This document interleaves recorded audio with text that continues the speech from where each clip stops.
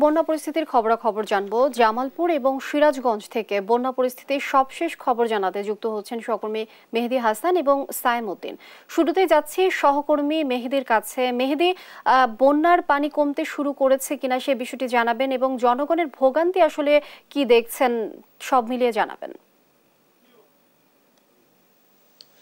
লিনিয়া, উজান থেকে পাহাড়ি ঢল ও বৃষ্টিতে সৃষ্ট যে বন্যায় জামালপুরে, সেটি কিন্তু গত 24 ঘন্টায় 10 সেন্টিমিটার কমে এখনো বিপদসীমার 51 সেন্টিমিটার উপর দিয়ে প্রবাহিত হচ্ছে।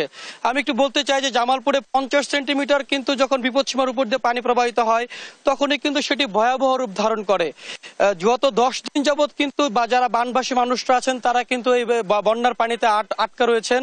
আমি আরো একটু জানাতে চাই যে গত মঙ্গলবার থেকে আরেক মঙ্গলবার পেরিয়ে আজকে হচ্ছে বৃহস্পতিবার, সবকিছু মিলে 10 দিন যাবৎ জামালপুরের 4টি উপজেলা মাদারগঞ্জ, বকশীগঞ্জ, দেওয়ানগঞ্জ, ইসলামপুরের 23টি ইউনিয়নের প্রায় 1.5 লাখ লোক কিন্তু পানিবন্দী অবস্থায় জীবনযাপন করছেন। 10 দিন বন্যায় স্থায়ী হওয়ার কারণে কিন্তু এই এলাকার মানুষজনের মধ্যে এক ধরনের ভোগান্তি এবং দুর্ভোগের সৃষ্টি হয়েছে।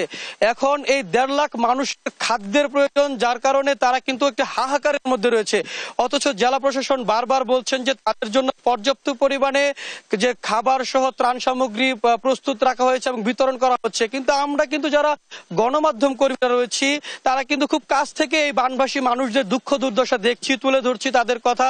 তারা কিন্তু আমাদেরকে বলছেন যে কোনো ধরনের সহযোগিতা বা সহায়তা পাচ্ছে না। অথচ জেলা প্রশাসন বলছে তাদের জন্য ত্রাণ সামগ্রী, খাদ্য সামগ্রী, শুকনো খাবার সবকিছু বিতরণ করা হচ্ছে, নগদ টাকা বিতরণ করা হচ্ছে। সেই নগদ টাকা খুবই অপ্রতুল, জনপ্রতি 7 থেকে 8 টাকা করে ভাগে পড়ছে। এবং জেলা প্রশাসন যাদেরকে ত্রাণ দিচ্ছে তাদেরকে যাদের সামনে পাচ্ছে শুধু তাদেরকেই দিচ্ছে। কিন্তু যারা অনেক দুর্গম চরাঞ্চলে পানিবন্দী অবস্থায় আছে বা যারা আশ্রয় কেন্দ্রে উঠতে পারেনি, যাদের সংসার, যাদের গবাদি পশু রেখে যারা আশ্রয় কেন্দ্রে উঠতে পারেনি, তাদের কিন্তু কেউ খেয়াল করছে না। সবকিছু মিলিয়ে এই এলাকার মানুষদের মধ্যে কিন্তু এক ধরনের দুর্ভোগ সৃষ্টি হয়েছে এবং খাদ্যের জন্য হাহাকার হচ্ছে।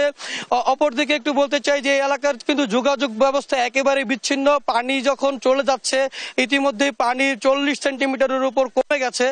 তারপর এই পানি কমে যাওয়ার সাথে সাথে কিন্তু ভাঙন সৃষ্টি দুর্ভোগে পৌঁছেছে। এই ছিল আমার কাছে জামালপুরের বন্যা পরিস্থিতি নিয়ে সর্বশেষ তথ্য। আমরা এখন শুনবো সিরাজগঞ্জের সায়েমের কাছে। সায়েম, আপনি আমাদেরকে জানাবেন সেখানকার বন্যার পরিস্থিতির সর্বশেষ তথ্য। সায়েম।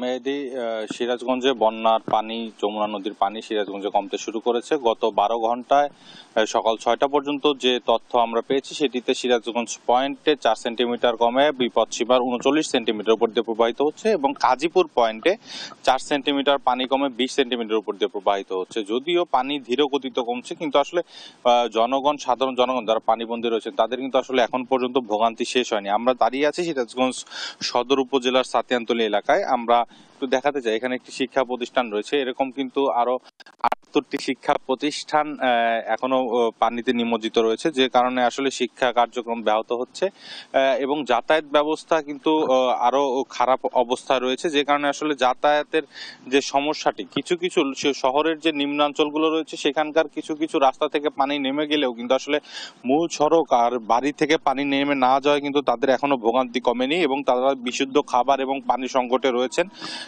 এছাড়াও কিন্তু সিরাজগঞ্জে জেলা প্রশাসনের পক্ষ থেকে সিরাজগঞ্জ জেলার বেশ কিছু এলাকায় ত্রাণ সামগ্রী, নগদ অর্থ এবং শুকনো খাবার বিতরণ করা হলেও কিন্তু আসলে পর্যাপ্ত পরিমাণে তারা আসলে পানিবন্দী রয়েছেন বেশ কিছু ইউনিয়ন, বেশ কিছু এলাকায় কিন্তু তারা এখনো পর্যন্ত সেই সামগ্রীগুলো পাননি। সেজন্য আসলে তাদের এখনো একটি তীব্র ক্ষোভ রয়েছে যে আসলে এই জিনিস, এই শুকনো খাবার এবং ত্রাণ সামগ্রী সেগুলো আসলে কবে নাগাদ তাদের কাছে পৌঁছাবে সেটি আসলে তারা জানেন না এবং তারা বলছেন যে তাদের কিন্তু আসলে খোঁজ খবরও কেউ নিচ্ছেন না। তাদের অভিযোগ যে চেয়ারম্যানরা এবং মেম্বাররা যারা রয়েছেন তারা কিন্তু নিজেদের লোকদেরই আসলে এই ত্রাণ সামগ্রীগুলো দিচ্ছেন, কিন্তু যারা পানিবন্দী রয়েছেন তারা কিন্তু আসলে এই জিনিসগুলো এখনো পাননি। এই যাতায়াত ব্যবস্থার দুর্গম হওয়ার কারণে কিন্তু তারা নৌকা ছাড়া আসলে অন্য কিছু কোনো মাধ্যমে চলাফেরা করতে পারছেন না।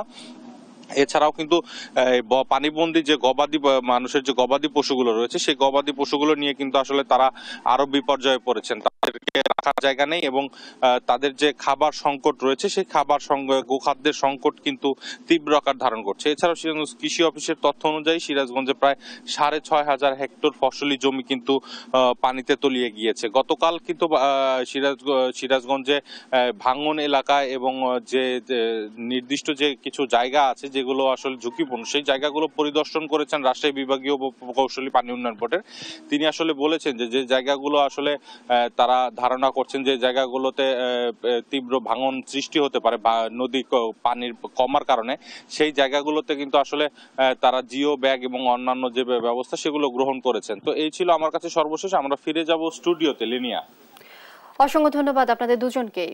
দর্শক, জামালপুর এবং সিরাজগঞ্জের বন্যা পরিস্থিতির সবশেষ খবরাখবর জানছিলাম সহকর্মীদের কাছ থেকে।